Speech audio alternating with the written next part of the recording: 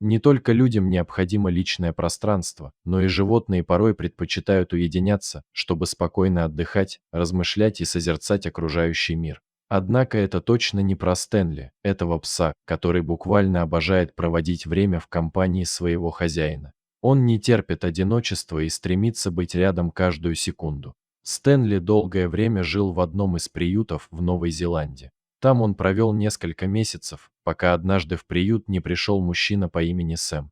Сэм часто помогал приюту в качестве волонтера, выгуливал собак, кормил их и ухаживал за ними. В тот день он обратил внимание на рыжего щенка с выразительными глазами, который, в отличие от других собак, не проявлял агрессии, а лишь с надеждой смотрел на людей, проходящих мимо. Этот момент стал судьбоносным. Сэм понял, что не может оставить пса в приюте, и решил забрать его домой. Так Стэнли обрел свой дом, а его новый хозяин, верного друга, необычайно компанейского питомца, который ни на шаг не отходил от него. Первое время пес очень переживал, что его вновь вернут в приют, поэтому старался всегда находиться рядом с хозяином, следуя за ним буквально по пятам. Со временем Сэм понял, что это не просто страх, а настоящая привязанность. Стэнли был рядом с ним не только днем, но и ночью. Часто пес требовал ласку так настойчиво, что иногда создавал своему хозяину неожиданные неудобства.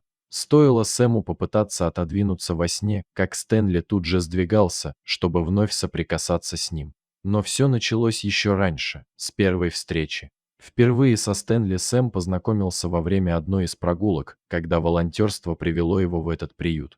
В тот день он нашел собаку с двумя щенками, которым было около 6 месяцев. Сэм не смог остаться равнодушным и взял на себя заботу об одном из них. Первые дни в новом доме были для Стэнли настоящим испытанием. Он боялся выходить из машины, потом долго осваивался в новом пространстве, не решаясь подойти к миске с едой и водой. Лишь спустя несколько часов он начал осматриваться, с осторожностью принюхиваясь к незнакомым запахам и постепенно исследуя каждый уголок. Но стоило ему привыкнуть, как все изменилось. Он начал доверять Сэму и привязался к нему настолько, что теперь не мог представить свою жизнь в одиночестве. Каждый день он провожал хозяина на работу у двери и ждал его с нескрываемым нетерпением. Этот пес стал не просто питомцем, а настоящим верным другом, который всегда рядом, что бы ни случилось.